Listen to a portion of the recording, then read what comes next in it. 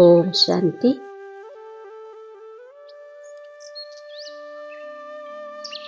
എങ്ങനെയുള്ള ആത്മാവിനും പ്രാപ്തികളുടെ അനുഭൂതി ചെയ്യിപ്പിക്കുന്ന യഥാർത്ഥ സേവാധാരിയായി ഭവിക്കട്ടെ. യഥാർത്ഥ സേവാഭാവം എന്നാൽ സദാ ഓരോ ആത്മാവിനു വേണ്ടി ശുഭഭാവനയും ശ്രേഷ്ഠ കാമനയുടെയും ഭാവം.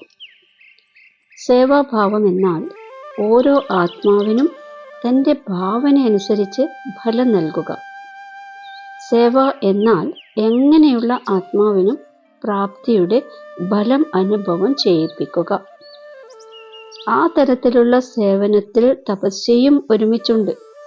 അതായത് എവിടെ യഥാർത്ഥ സേവാഭാവമുണ്ടോ അവിടെ തപസ്യയുടെ ഭാവം വേറെയാകുന്നില്ല. ഏത് സേവനത്തിൽ ത്യാഗവും തപസ്യയും ഇല്ല, അതാണ് പേരിന് മാത്രമുള്ള സേവനം. അതിനാൽ ത്യാഗം, തപസ്യ, സേവ ഇതിൻ്റെ കമ്പൈൻഡ് രൂപത്തിലൂടെ സത്യമായ യഥാർത്ഥ സേവാധാരിയാകൂ. ഓം ശാന്തി.